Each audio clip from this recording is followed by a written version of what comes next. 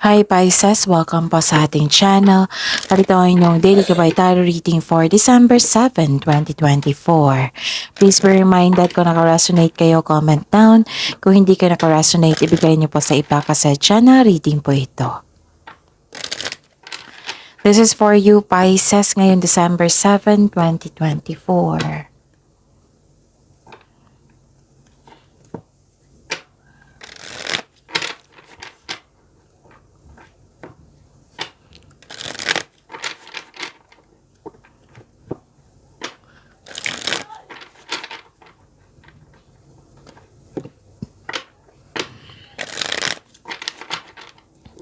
Para po ito sa inyo Pisces ngayong December 7, 2024.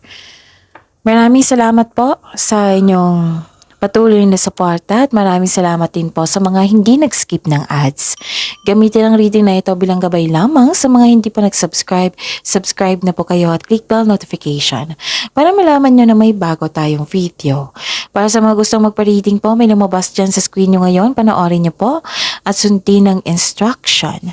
Calling the attention sa mga suki ko dito ng Pisces. Open na po ang inyong monthly gabay tarot reading for December 2024. May 6 months from now reading tayo at love life reading po. So message me Pisces for schedule. Maraming salamat po. Spirits Guide, mga ganap po para kay Pisces ay need 3 cards po. Ngayon, December 7, 2024. Pisces.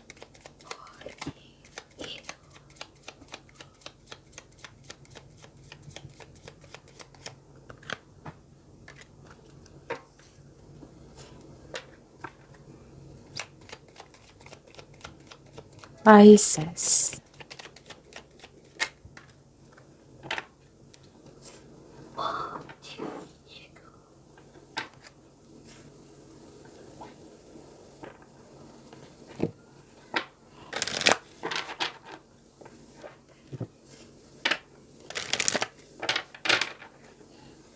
Spirits Guide, mga mensahe po para kay Pisces ngayon December 7, 2024.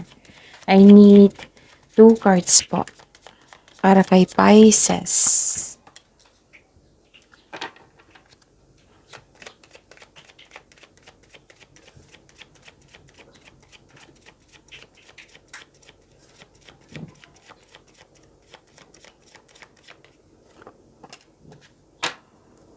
Okay. Pisces, ngayong December 7, 2024. Pwedeng may dumating na bisita ngayon na nagbigay ng news or information. Pwedeng, again, maaring may bisita kayo na nagbigay ng news or information sa iyo at bibigyan mo siya ng action or agarang action or reaction. Pwede din tinawagan ka nito. Oo. Yun. Nakita ko rin dito na may nagbigay ng loyalty sa iyo. Yung malapit sa iyo na napatunayan niya na loyal siya sa iyo, supportive siya sa iyo. Sinamahan ka ng favorite person mo. Oo. May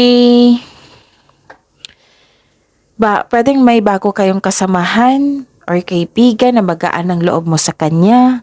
Pwede din may bago kayong pet or bagong gamit na nagbigay ng pampers sa iyo. Pwede din na hired kayo as katiwala.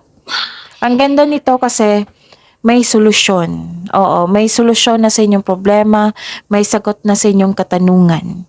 Kung gumagawa kayo ng passcode ngayon or password, tandaan nyo. Kung maaari, isulat nyo sa journal nyo. Basta tandaan nyo po. Okay? Ang mensahe po, let go of convention and follow your own unique path. And feel and allow a deeper sense of peace to fill you now. This is a divine quality. Parati itong binibigay sa inyo. Pisces, pansin ko. Yung binigyan ka ng blessings na peace of mind.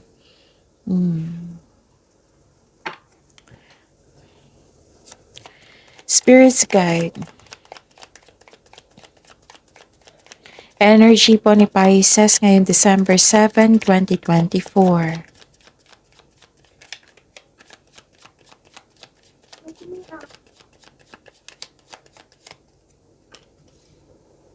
And the clarification of this card po.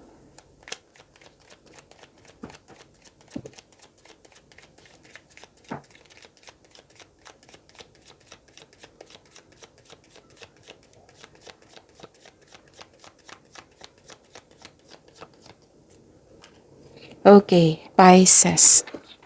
Sa mga may oras dyan, kung gusto nyo po, bisitahin nyo po yung channel natin. Kasi last week, may 4 days straight tayo na video tungkol sa inyong December 2024. Baka hindi nyo pa napanood. So, panoorin nyo po. Kung may narinig or may nakita kayong repeating message, meaning to say, pinupush yan ng card sa inyo. Kasi ang ilan sa inyo, hindi pa binigyan ng atensyon. Na kung maaari din po, bigyan nyo po ng solusyon at aksyon. Remember, Pisces, at the end of the day, alam mo na ikaw lang taong may kakayahan at responsable na gumawa ng sarili mong katotohanan at kinabukasan. So, ano yung energy mo, Pisces?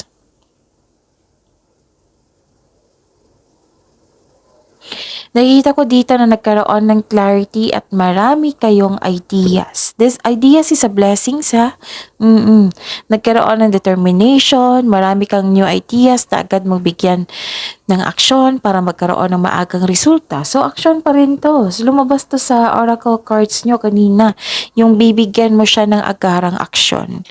May magaganap na importanteng pag-uusap or confrontation sa isang tao. So, ang advice dito, makinig sa inyong intuition. The advice is trust the intuition na magagabay sa iyo patungo sa mga susunod na hakbang ng pagkilos. Ang ilan sa inyo napansin nyo na nagkaroon ng improvement sa communication po.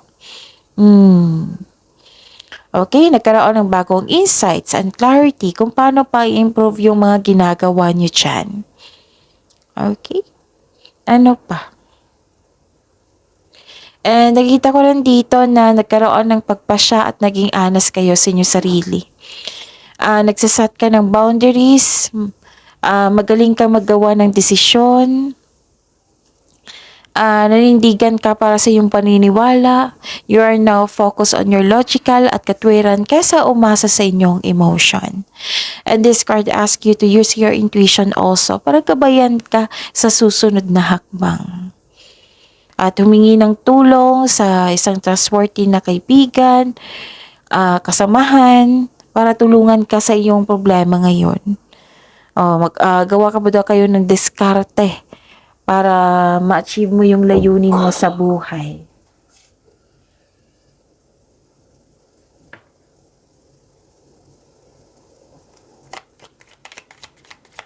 Spirits Guide, Career and Money po ni Pisces ngayong December 7, 2024.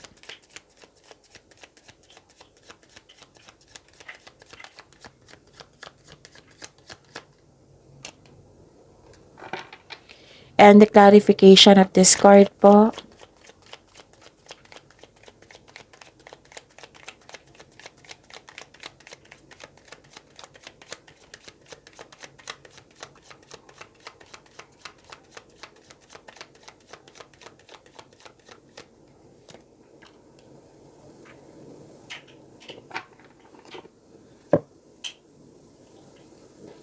Okay.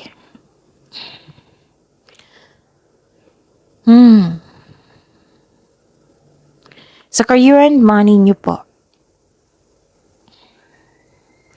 Nakita ko dito na nagkaroon po ng expansion and growth. May magaganap na collaboration. Meron din na kung ikaw ay may-ari ng kumpanya or negosyo, nagdagdag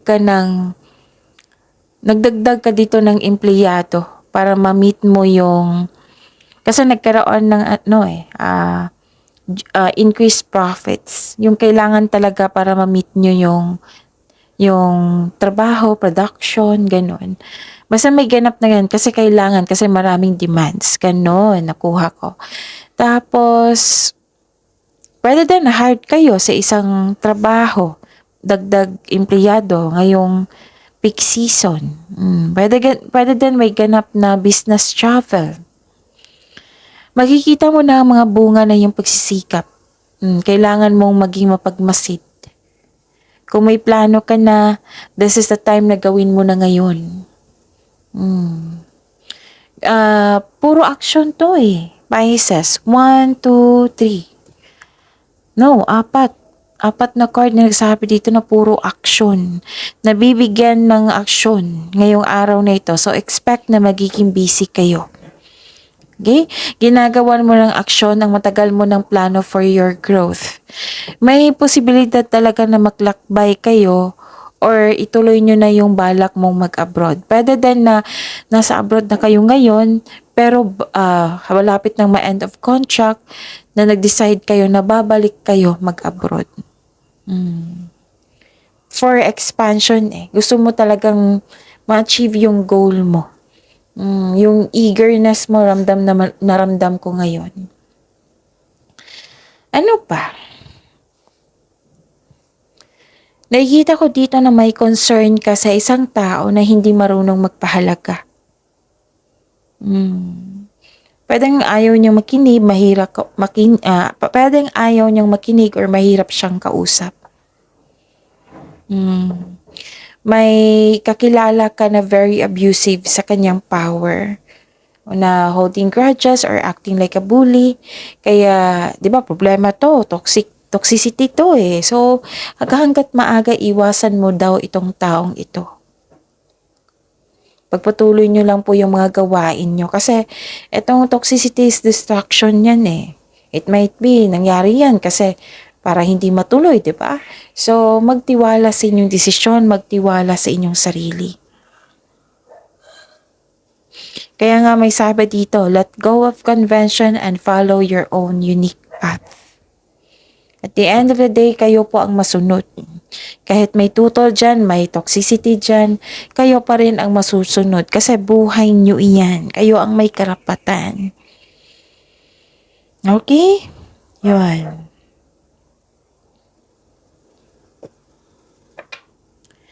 Spirits Guide, Love Life, Self-Love, Partnership, and Romance ni Pisces ngayong December 7, 2024.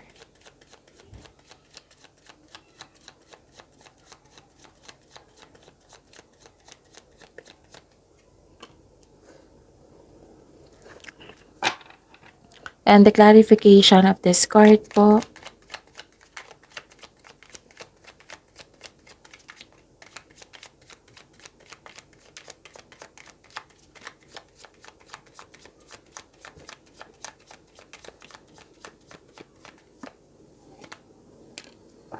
Okay.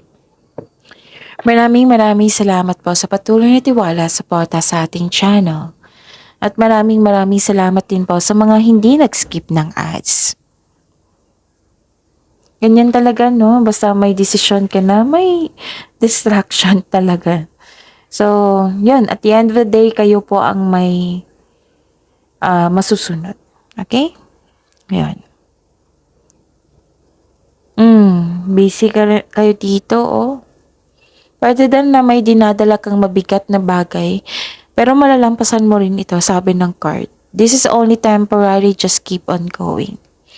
Masyado kang busy sa pag-aaral, sa trabaho, wala ka ng time na makilala ang bagong tao. Basta nakikita ko yung lacking dito kulang sa panahon sa social life. Sa mga single dyan, makinig kung gusto nyo magka-jowa na or may kasama. Bigyan din ng oras. Pagbalanse ay kailangan kasi ang sabi dito, masyadong busy. Pero hindi ko naman kayo masisisi kasi maraming nagdepend sa inyo. Pwedeng inaasahan kayo dyan sa trabaho nyo, sa negosyo nyo, or maraming umaasa sa iyo na breadwinner ka. Pero, yun, may right ka na mag-give ka ng time sa social life nyo. Labas-labas din minsan. Oo. Magkaroon ng time para sa inyong sarili. Tapos, maglaan ng maraming oras para sa pag-iibigan. Same pa rin tong situation sa buhay mag-asawa at sa mga may relasyon. Isa sa inyo nakatanggap ng complaint, it might be you, it might be may complaint kayo sa partner nyo na sobrang tutok na sa trabaho, na wala lang masyadong time sa inyo. Pero binabalanse mo dito kasi breadwinner. Yung anong tawag dito? Pag-uunawa. Pwede doon may concern kayo sa buhay mag-asawa, sa mga may relasyon na isa sa inyo nagbibigay ng pressure, nagre-rely ng emotional and financial support. Pwedeng ganun. Kaya nga, parang pinupush mo yung sarili mo dito para may gawin kahit pagod na kayo. Actually, malapit mo namang matapos yung mga ginagawa nyo dyan or sa nararamdaman nyo. Nakita ko dito yung completion of cycle. May paalalang card nyo dito Huwag mag-say yes ng yes kung hindi naman kaya. Baka ito yung dahilan na exhausted kayo ngayon. Pinipressure mo yung sarili mo. Na usually dapat ini-enjoy mo pero ngayon pinipressure mo yung sarili mo. Pagbalanse po ay kailangan. Okay? Pag-uusap din. Kausapin mo. Kung pwede. At nakikita ko din dito na some of you, mag-connect kayo sa inyong intuition. Pwedeng may nangyari na in-ignore mo. Or naghatid ito ng confusion. May hidden motives po dito. Makinig po kayo sa inyong intuition kung hindi nyo alam kung paano makinig sa inyong intuition, i-search nyo po sa Google on how to connect to your intuition. Kasi maraming paraan po iyan. Si intuition pala, sa mga hindi nakakaalam, si intuition pala siya yung magsasabi sa inyo kung sino yung taong hindi totoo sa inyo, kung may nangyari na hindi mo alam na kailangan mo malaman. Siya yung magsasabi na kung ano yung next action mo. Siya din yung magsasabi sa next action mo patungo sa success, patungo sa right path, patungo sa success. Okay? So, yun. Stop overthinking. Stop overthinking, Pisces. Nakakasama yan sa inyo. Stop overthinking kahit overanalyzing yan. Madadrain yung energy nyo yan. So, it can steal your opportunities and happiness also. So, stop overthinking. Huwag niyong pahirapan yung sarili niyo. Overthinking, how to stop overthinking, yun nga. Learn mindfulness skills, time for reflection, yan, makatulong yan sila to stop overthinking. Pwede din na gawan nyo ng aksyon. Yung solusyon po, bigyan nyo po ng solusyon. Kung maaari po. May solusyon naman dito, Oo, may solusyon na sa inyong problema, may sagot na sa inyong mga katanungan. So, action po ay kailangan dito. At magtiwala sa inyong sarili. Huwag kayong like for example, nagre-rely ka sa iba. Magtiwala sa inyong sarili, of course. Trust yourself and follow your intuition. Trust your own counsel first. Actually, kung ma-overcome ito, may malalaman kang sekreto po. Malalaman mo ito kasi nakakonect ka sa yung intuition. May nangyari po daw na in-ignore nyo. Siguro kasi busy kayo or ayaw nyo lang ng problema. Kung sabi ng card dito, bigyan nyo po daw ng solusyon. Mag-take advantage kayo kasi this is the time. This is the time na bigyan mo siya ng atensyon, solusyon, aksyon. Okay? So, yun, may malalaman kayong sekreto mula sa isang tao. Tapos, the advice is clear your mind and ask your heart for the answers you seek. The answers are already within you. Okay? Yun. Know that the answers are already within you. Trust yourself. Listen to your intuition and have faith sa universe. Yun, nasabi ko na lahat. I think, nasabi ko na lahat.